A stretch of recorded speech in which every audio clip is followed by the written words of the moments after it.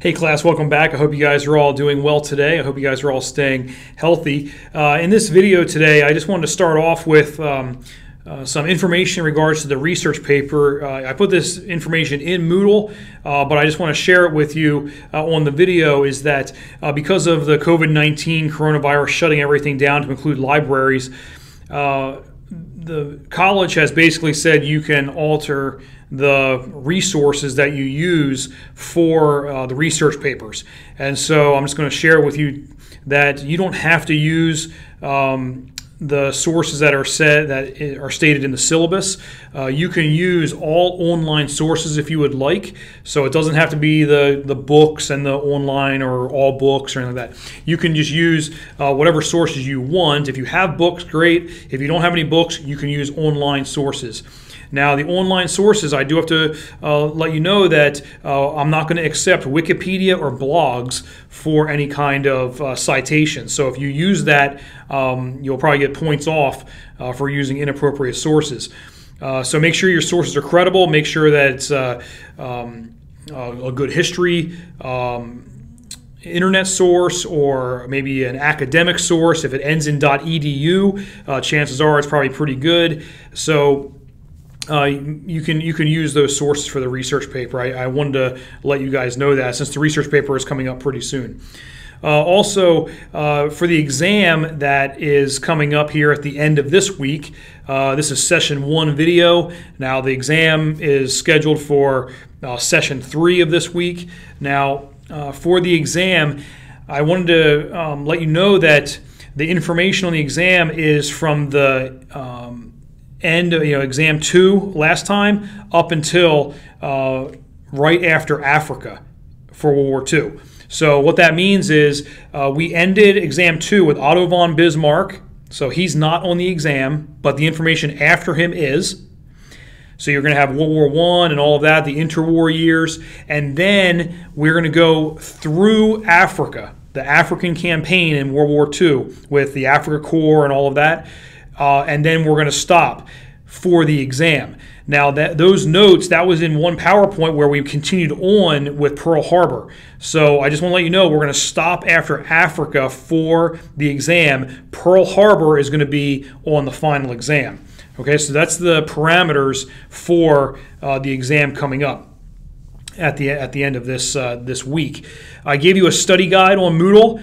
If you study that study guide, you write down the answers and you study all of that, you should have absolutely no problem taking this exam at all. It's going to be on Moodle, multiple choice. Again, self-proctoring has been approved, and so I have put a password on Moodle for you to use. So when the exam opens up, which is going to be at 12:01 a.m. on Monday, you'll be able to log in and take the exam with that password. And then the exam closes 3 p.m. Central Time on Friday. Okay, please do not wait till the last minute where it's like 15 minutes before it ends and next thing you know there's a problem with something. Don't wait till the last minute. It's scheduled for Thursday, and so I've opened it up for the entire week so you can take the exam at your leisure, but do not wait until the last minute. The next thing I wanted to share with you is that there was a very important topic during the Nazi regime that we did not cover, and that was the Holocaust. I've taken classes on the Holocaust specifically for the Holocaust in college, and it's a great study. Unfortunately, we just do not have time to be able to cover it at all. I wish we could. So I have put a video, it's a documentary in Moodle, if you'd like to watch that. It's not going to be on the exam. I put it in there in case you want to watch it. It's really interesting. It's about 50 minutes long. So if you have time, you want to sit and watch it. It's really interesting. It really gives you a good overview of the Holocaust. So if you'd like to, you can go ahead and watch that. So in the video, the PowerPoint lecture coming up, we're going to be talking about the invasion of Europe. And like I did in the previous videos, I showed you some books. One of the books that I would recommend for the invasion of Europe is called The Guns at Last Light by Rick Atkinson. Now, he has written that trilogy where there's the invasion of Africa, there's the invasion of Italy, and now this one here, the invasion of Europe.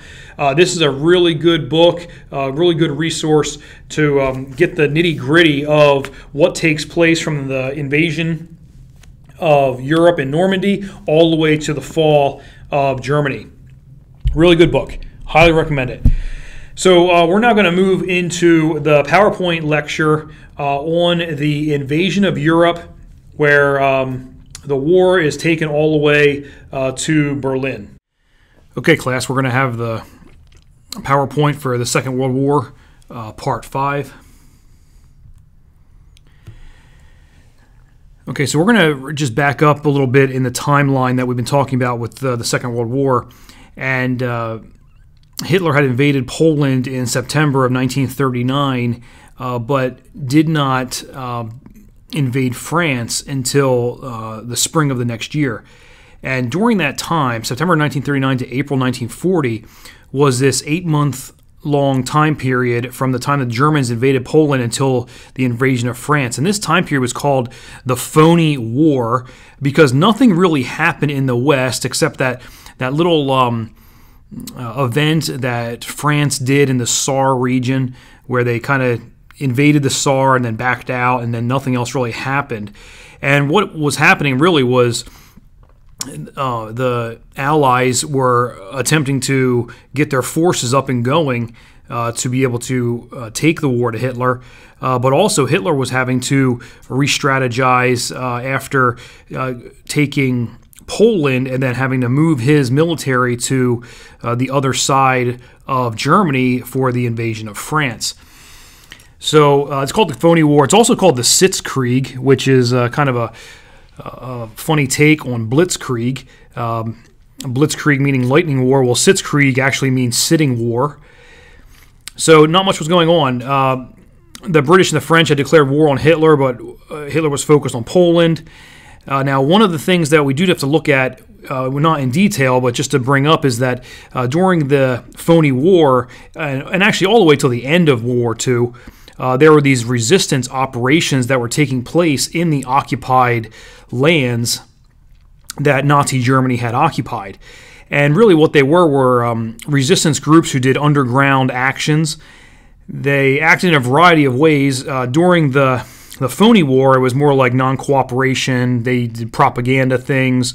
Sometimes they were bold with assassinations of maybe Nazi leaders in France that were not involved in military operations. But later on, after the invasion of France, till the end of the war, the resistance became very elaborate and active. So you had units that were doing whole-scale fighting against the Germans. Sometimes pilots would be shot down over occupied land, and the resistance would get them back to England, kind of like an underground railroad type idea where they had safe houses and different ways to move people and actually get them out of the country. Sometimes they even recaptured entire villages. So there were these resistance operations that went on. On the screen there, you see some French resistance fighters. They were men and women, dressed in plain clothes, and they would do resistance activities. In fact, it got very involved, especially with the Germans fighting the resistance. That the Germans have this badge on the right-hand side. It's the German anti-partisan badge. That's supposed to say anti right here. I forgot the I. The German anti-partisan badge. And this was awarded to a German that fought for over 50 days against the resistance. And so it got very involved, taking the fight to the resistance, and the resistance fighting the Germans. Okay, so as things progressed, the United States and Great Britain got together and they developed this Germany First principle. And just in a nutshell, relations with Japan had really deteriorated before Pearl Harbor, and the United States was kind of looking at they are probably going to end up entering the war sometime, and so who would they fight first? And so the idea was to take out Germany first, and that became known as the Germany First principle. So let's just run down through this slide quick. The United States had been helping Great Britain with non-war and war materials through the Lend-Lease program, and that had been going on for about 2 years.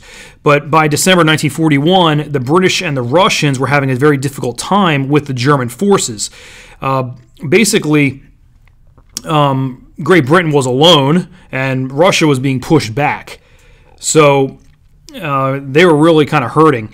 Well, the U.S. and Great Britain met at the ABC-1 conference and promised that if the United States entered the war, the U.S. would focus on fighting Germany first, since the relations with Japan had fractured and intelligence believed that war with Japan was going to come anyway.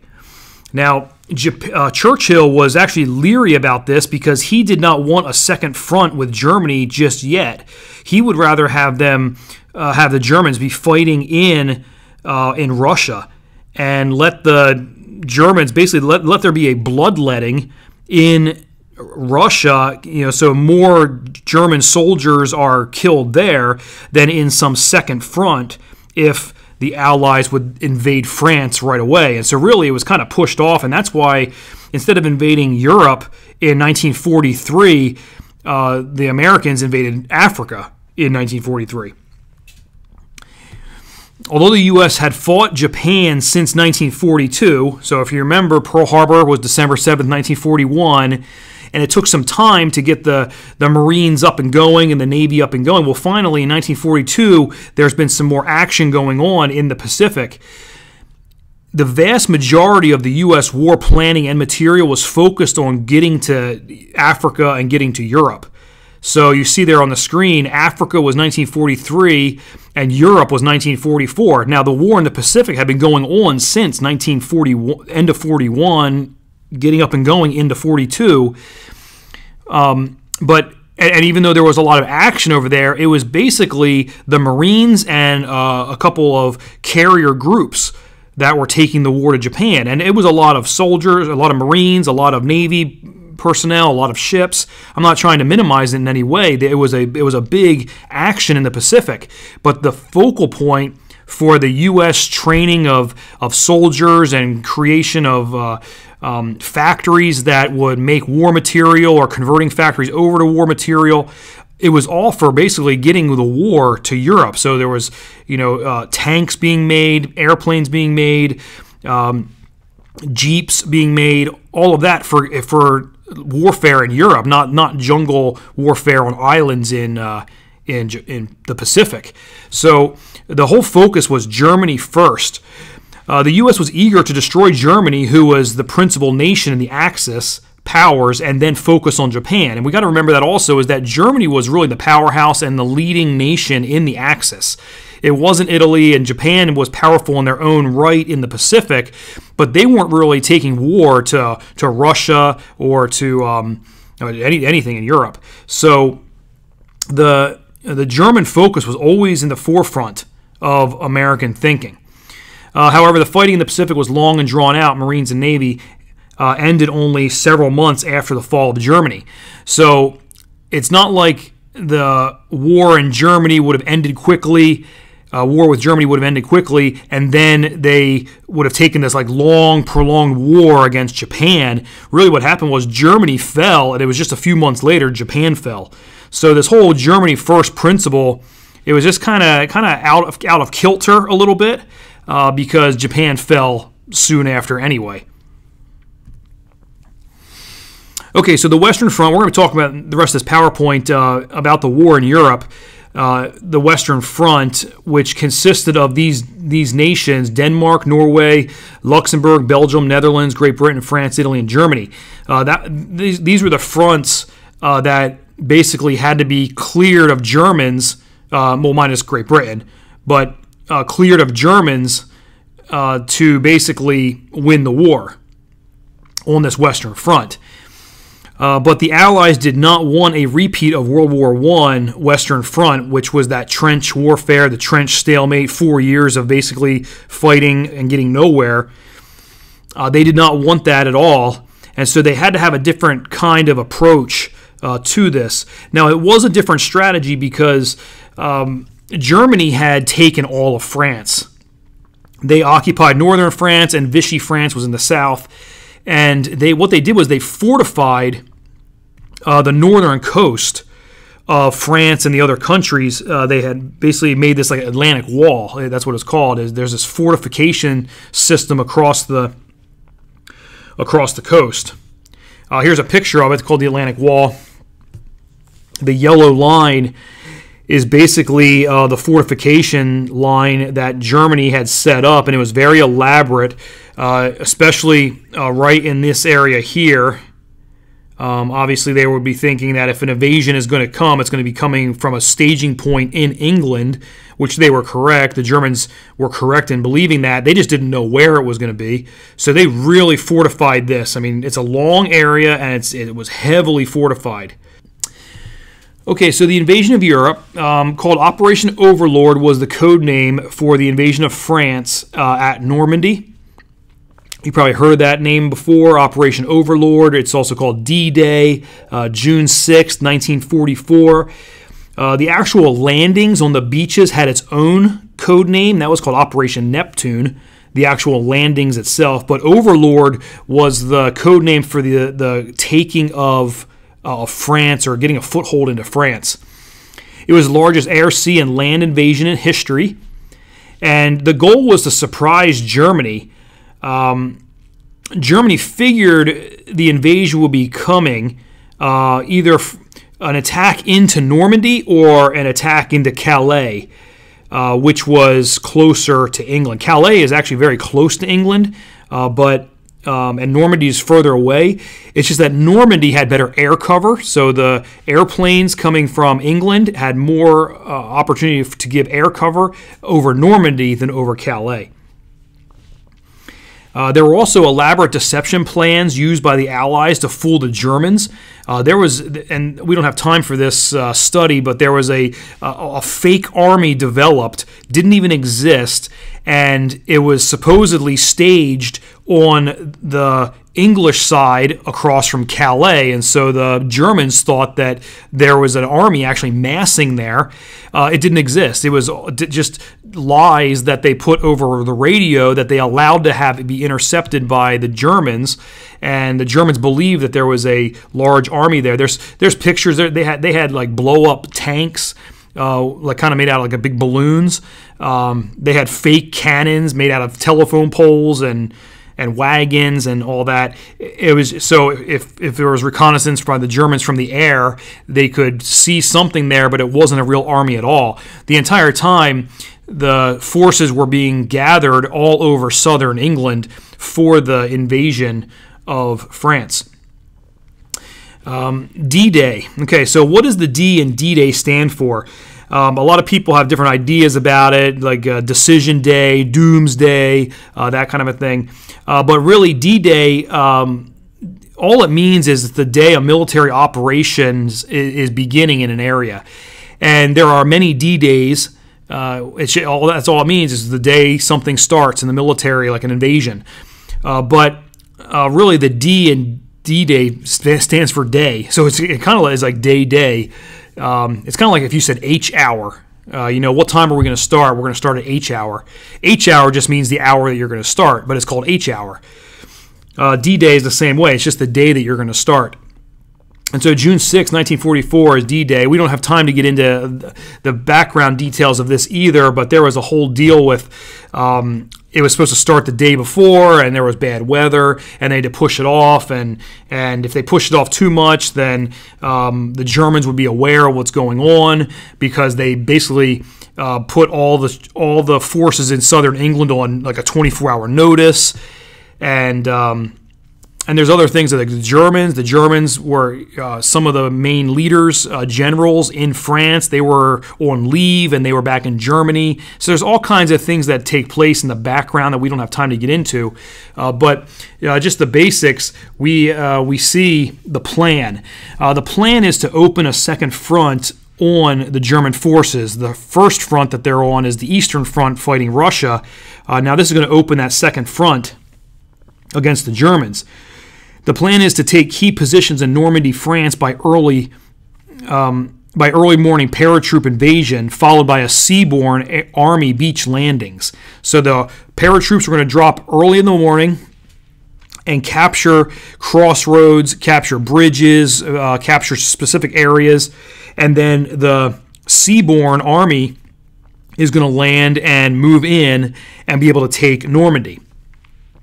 It was scheduled for 6 Allied divisions that would invade, followed by 3 fresh divisions that would come. As soon as the way was open, 3 fresh divisions would come flying into France and really get a good foothold, and then they'd be able to consolidate that and then move inland. Here's a map of Overlord. These are the seaborne operations on D-Day. You probably will have pictures coming up, but you might remember like the soldiers in the little boats, and they come up and they storm the beach. Okay, so that's the path that they take, and these are the beaches here. And then this is the airborne. They're going to come in and parachute in and capture key specific areas here, and then that way that the forces could have a foothold here in Normandy. This is Normandy, what I'm circling here with my cursor. So this is Normandy. That's where the invasion is going to be. But remember what I said about Calais. Calais is up here, this little circle. That's Calais. And notice how close it is. It's really close. But the majority of the airfields are over here. And so they could have better cover, air cover, and air supremacy over Normandy. So this is the invasion right in here. Okay, landing beaches. You do need to know the beaches for the exam. The U.S. beaches in the western part of the landing was the Utah and Omaha. Great Britain had a middle beach, which was called Gold. The Canadians then had a middle beach called Juno, and then Great Britain had the far eastern side of the landing called Sword Beach. And the Great Britain and Canadian beaches, Gold, Juno, and Sword, they did have opposition, but not as much as the U.S. with Utah and Omaha. Those were definitely the 2 beaches that had a lot of German opposition. So opening moves. June 6, 1944, 138 ships opened a naval bombardment along the French coast. So that's a lot of ships just opening fire on the French coast. 1,000 British bombers bombed key areas in France, and that was immediately followed by 1,000 U.S. bombers. And basically they just did a rotation while the U.S. bombers were bombing. The British were getting reloaded, refueled, and they'd take off, and then the U.S. would come back, reload, refuel, and they just did this circling kind of bombing runs. And on June 6th alone, over 18,000 trips were taken. They're called sorties. A sortie is one plane that would go on its mission, and they just continue in a rotation, just bombing and bombing and bombing all day long. The airborne drops in the early morning hours occurred on June 6th, and that would be 82nd Airborne, 101st Airborne. Those were the divisions that dropped into Normandy. So you see the map here of the up-close beaches. So you have Utah over here, and then Omaha, Gold, Juno, and Sword. You have the 6th Airborne Division, which is British over here. I'm not sure why the 101st is not on this map, but they were definitely involved in the landings here around Carentan. They were involved. But you see the D-Day objective. So the first day, this was the objective, was to take up to this red line, but that did not happen. They did not get to that red line the first day. There was a lot of problems. So the invasion, airborne drops were scattered all over Normandy, and they missed most of their objectives because of anti-aircraft fire, planes being shot down with paratroopers in them, planes being diverted because a lot of flak hitting them, and the pilots would go one way and then go another, and next thing you know, they're off course. There were navigational issues, and then they were also supposed to have radio silence, and so if you can't talk to one another, you might miss your drop zones. So they did. They missed drop zones. They got scattered all over Normandy. As the paratroopers were trying to make sense of what was going on, so after they landed and they're trying to make sense, the beach landings began. And those beach landings, early morning of June 6th, they had their own confusion because of the vast amount of firepower the Germans were throwing at the landing forces. So it was much slower than they anticipated. The early stages of the landings, most of the soldiers actually just got pinned down on the beach.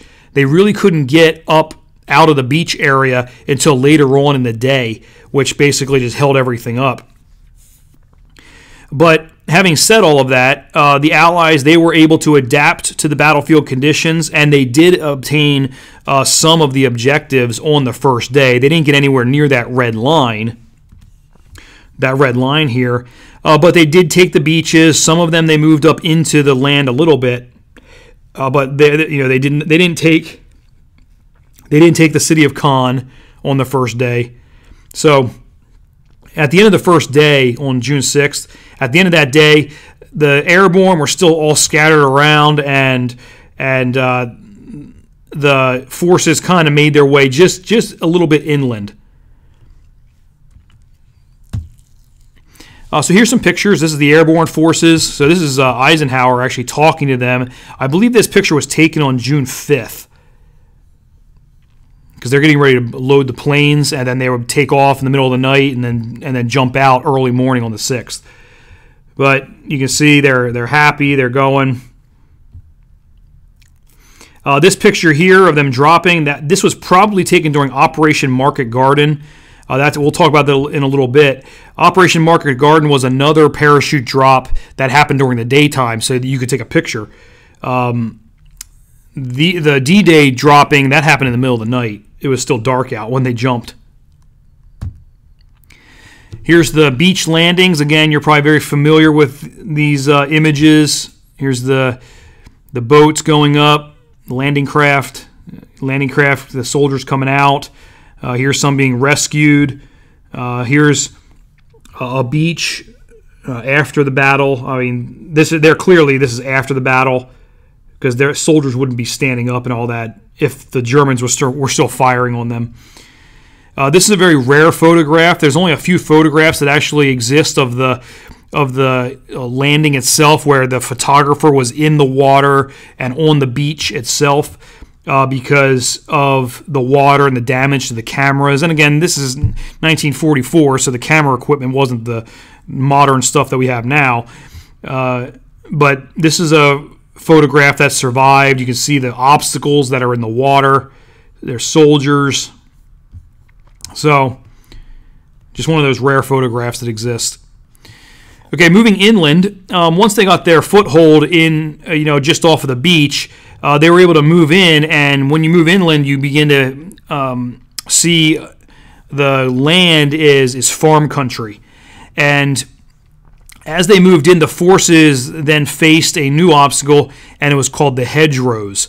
They were plagued by hedgerows. And what that is, a hedgerow was a quote-unquote cultivated boundary of a farm field that was tall and thick. And so basically what they did in France was when you remove your rocks and you plow your dirt and all that to plant your field, you push that all to the edge of your fields.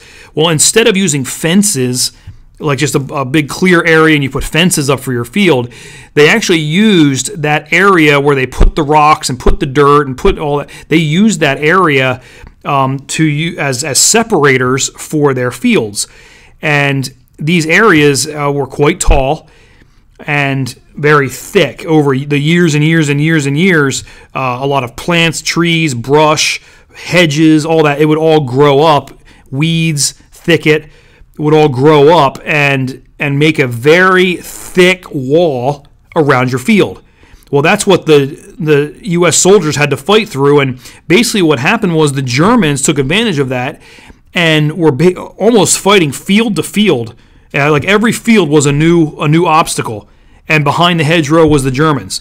And so they would take that, they would fight and fight and fight and take that hedgerow, and now they have to go across the field again and attack the next hedgerow.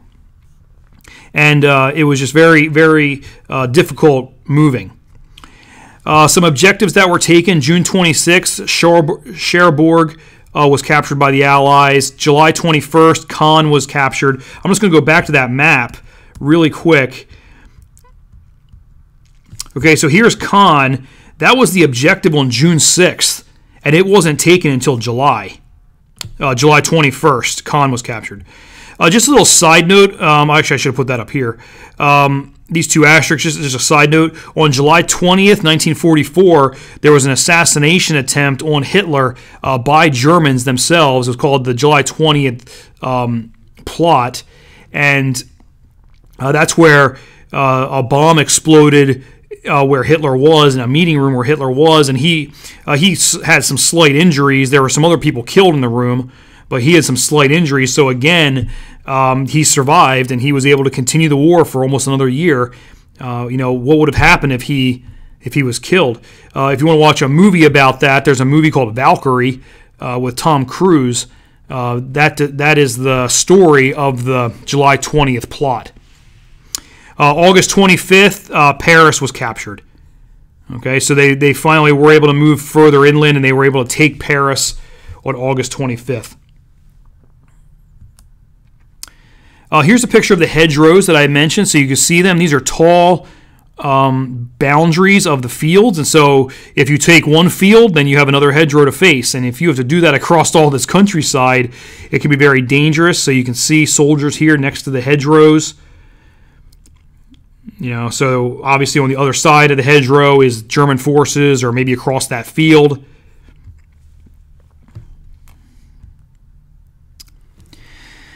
Okay, so the Allies were moving across France in June, July, and August. And then in September, there was another front opened, and it was called Operation Market Garden, September 17th to the 25th, 1944. Now, this was a failed invasion by the Allies of the Netherlands, and it was an attempt to push into Germany from the north. And the plan was... it was planned and led by Field Marshal General Bernard Montgomery. Remember, we talked about him in North Africa. Well, he devised this plan, and he had strong support by Churchill and Roosevelt. And the plan was, if they invade the Netherlands, if they could push the Germans out of the Netherlands, that is basically a really easy way into northern Germany. So they were thinking that they could enter Germany in September if this Operation Market Garden was successful. Unfortunately, it was not successful. Market was the airborne operation to capture key roads and bridges, and then Garden, where the ground troops, basically tanks and things like that, they would come in and exploit that, moving into northern Germany.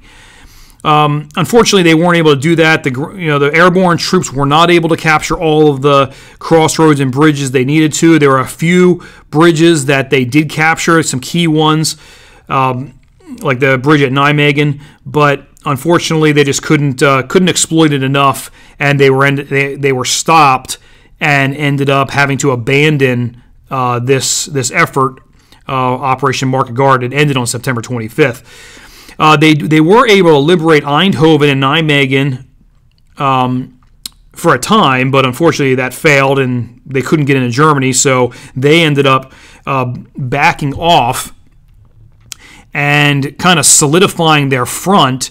And then what they did was the U.S. and the British, they handed the front over to the Canadians so that the British and the U.S. could then redeploy into France to continue the attack against Germany in France. The Canadians would sit there until basically February 1945, when the front against Germany was kind of pushed back enough that then they could attack and join in on on the push against Germany. So really, Operation Market Garden from September 25th to February 1945, it basically was just the Canadians holding that area. Here's Allies parachuting in Operation Market Garden. It's a blurry picture, kind of pixely, but this was a German photo of the airborne landing. There's accounts of the paratroopers coming in like on their parachutes, and the Germans are like shooting at them as they're hanging from their parachutes coming down. And the Germans are like trying to take target practice and shoot the paratroopers who were very vulnerable, hanging there on their parachutes as they floated down. Okay, so as the forces continue to push towards Germany, we now get to December, and Hitler has to make a decision because they're getting close. The Allied forces are getting close to the German border, and so Hitler makes a kind of a last-ditch effort to punch a hole through the front. And what he was trying to do was punch a hole through the front, and then he would swing north and kind of divide the forces. The northern force would be smaller, easily taken, and then that would do a big blow to the Allies. So he attempted to split the U.S. Allied front that was moving to the German border. Hitler used a huge thrust of German forces of 250,000 soldiers, and again, at this time in the war, that's a lot of soldiers. And basically what his plan was to again go through the Ardennes, the forest, because once again, the other side of the Ardennes is lightly guarded by the Allies. They did not have a lot of forces there on the Ardennes, and that's that big forest in Germany. And next thing you know, the German forces move through the Ardennes and they catch the Americans by surprise. They were able to push through this lightly guarded area and create a big bulge in the U.S. front. The city of Bastogne was surrounded, and that was actually held by the 101st Airborne Division, who would never surrender. They did not surrender the city. They remained surrounded until they were liberated by Patton. There was strong U.S. fighting during the Battle of the Bulge. It was very violent, very deadly. General U.S. Patton led a force into the Ardennes and led a force in and relieved Bastogne. But then he continued on into the Ardennes forest, and basically German fuel and material shortages caused the Germans to withdraw. They did get some ground. The Germans did get some ground, but they couldn't hold it because they were running out of material, they were running out of men, they were running out of fuel, and so they had to pull back. There were over 100,000 U.S. casualties, killed, wounded, or missing. It was a very costly battle for the United States. So on the screen is a map of the Battle of the Bulge. So this is the beginning of the Battle of the Bulge. The green is the Germans, the pink are the Allies. And so the plan was that this front would push forward and then continue up like this, and then basically surround the Allies here and vanquish them, and then they'd be able to swing down and bring the fight this way also. And again, this was lightly guarded, so that was Hitler's plan. He didn't get very far. He only got into about here, okay, where this cursor is moving back and forth, and that is right here on the bigger map. And so you see, the reason it's called the Battle of the Bulge is because you have this big bulge in the American forces. So these are all the American forces. This is the Ardennes forest right here. And here's Bastogne. So it's surrounded. That red line means that the Germans have surrounded it. And that's the 101st Airborne. They hold Bastogne. But it didn't work. The Germans ran out of material and fuel, and they ended up being pushed back.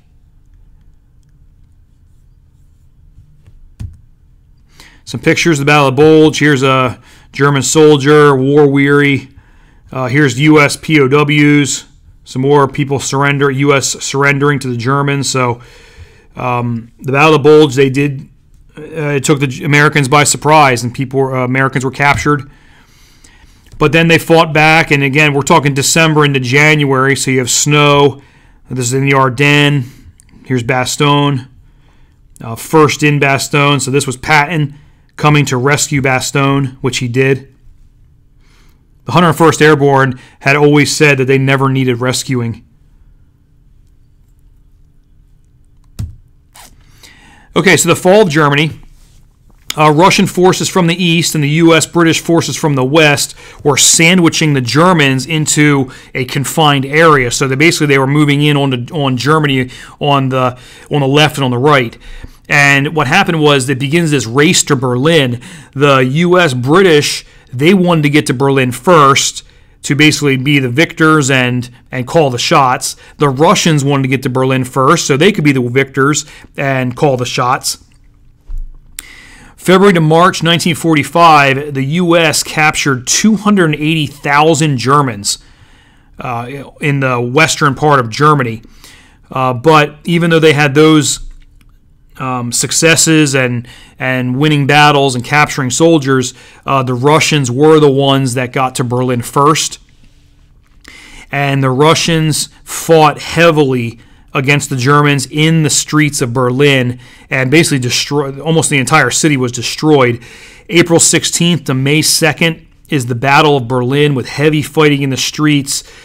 They fought the remaining military forces that existed, and okay, now you have military divisions or companies, battalions, all of that. They're depleted in manpower. A lot of people are deserting and surrendering. Especially in the West, soldiers were leaving Berlin, traveling west, and giving themselves up to the Americans because they knew that if they got captured by the Russians, they'd be sent to the Gulag in Siberia. So German soldiers were deserting to the west. The Battle of Berlin was heavy fighting, and so the German forces that remained began to push the Volkssturm, which was an army of old men, and the Hitler Youth, which we talked about before. The Hitler Youth, they were pushed into service, and so this was a last-ditch effort to try to stop the Russians. Again, another side note: April 28th, Mussolini is killed in Italy, which we'll see that on the next slide. April 30th, Hitler kills himself with Eva Braun, who he married. And they killed themselves in a bunker under Berlin. And then supposedly the bodies were taken outside of the bunker, torched with diesel fuel and lit on fire. And then there was nothing left. People have been researching to find out where Hitler is. Did he escape to Argentina and he wasn't killed? Were his bones taken back to Russia and they're in some Moscow vault somewhere? There's all kinds of ideas out there. I believe that Hitler and Eva Braun killed themselves in the bunker and their bodies were torched. And I don't know what happened to the bones. Frankly, I don't care. But I don't think he survived the war. I think he killed himself. Also, Joseph Goebbels, if you remember him, he was the propaganda minister, that shrimpy little mouse-looking guy. He actually had quite a large family. He had, I think he had 7 children with his wife Magda, and these children were, they were all like the perfect German child with blonde hair, blue eyes, and they ended up poisoning all of their children in the bunker, killing them all. May 8th, 1945 is the fall of Germany, and the war in Europe ends. Here's a map of the sandwiching of the forces, the German forces that I talked about. So you have the U.S. forces here on the left, which is the west, and you have these yellow forces here. That's the Russians on the east, and they are moving across Germany, trying to get to Berlin, and the Russians are the ones that actually get to Berlin and surround it. And then they end up meeting up with the U.S. forces. And at this time, they were, the U.S. and the Russians have good relations. It's not until the Cold War that the relations with the U.S. and Russia deteriorate. Okay, so here's the Battle of Berlin. We have Russian soldiers rushing across the street. There's a dead German. There's a Russian soldier putting the flag out. This is on the Reichstag building.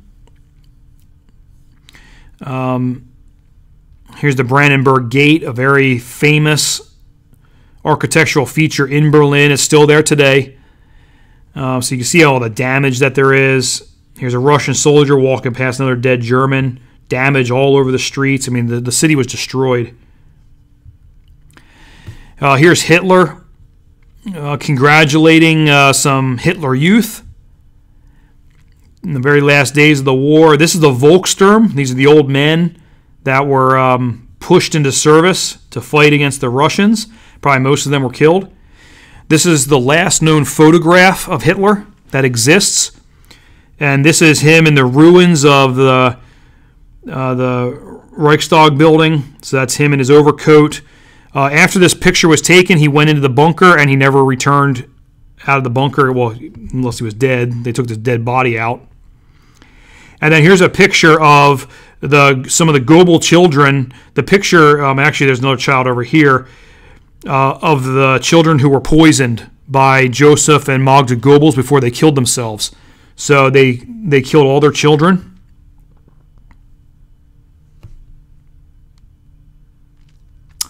Okay, so the slide that I said was coming up. Whatever happened to Benito Mussolini? April 28th, Mussolini of 1945, Mussolini was killed in Italy. With the U.S. and British forces moving into northern Italy, Mussolini's support basically evaporated. And I didn't get a chance to talk about the forces moving through Italy. That's another great study where they move up the boot. There's a very famous battle called the Battle of Monte Cassino, which was a monastery on top of a mountain, and a very famous battle there. The U.S. forces took Rome and moved forward all the way up into the northern part, the mountainous part of Italy. In fact, when I was in the Army, I was in the 10th Mountain Division based in New York when I was in the infantry. And the history of the 10th Mountain Division goes all the way back to this campaign in Italy, where the 10th Mountain Division fought in the mountains and valleys of northern Italy. So I have a historical connection to that through my military unit that I was in when I was in the Army. So basically what happens is he loses his support, and Mussolini and his mistress Clara, they attempted to flee to Switzerland, but they were captured by rebels. Mussolini and Clara and the rest of the group that were with them are executed. They're shot in the head and killed. And then their corpses were taken to an Esso gas station, which, if you don't know anything about the gas stations, Exxon owns Esso. And so it's kind of an interesting connection. You can go down the street here into the Exxon gas station. Well, the Exxon Corporation owns Esso. They owned them back then. And Esso gas station was the place where they decided to string up Mussolini, his mistress, and the other people that were killed. And so in this picture on the right-hand side, you see Mussolini and his mistress Clara. They're hanging there. I have the arrows pointing to them. So Mussolini, who caused a lot of problems in North Africa, he ruled as dictator in Italy, was a good friend, or a good ally, I should say, of Hitler. He ends up hanging upside down April 28th from a gas station, dead. And 2 days later, Hitler and his wife, Eva Braun, would kill themselves. Okay, so here's some pictures. We see Nazis surrender. The European war comes to an end. Here they're signing articles of surrender here. Here's some German soldiers surrendering. And that's going to be it for this PowerPoint. I'll see you in a second. Okay, class, that's going to be it for this PowerPoint lecture. We have done a really good job of covering everything from Poland several lectures ago with the invasion of Poland by the German forces, all the way through the invasion of Russia, Russia pushing them back, now the invasion of Europe. And we've already talked about Africa and moving up into the boot of Italy a little bit. So we see everything has come full circle now and compress Hitler into Berlin until where he commits suicide and the war ends in Europe. That leaves the war in the Pacific. We will be looking at the war in the Pacific and the ending of that war, I should say that, the ending of the war in the Pacific next time with the next lecture. And that lecture will be the last lecture on the Second World War. It's going to be part 6 of the Second World War. Other than that, I don't have anything else. Take care.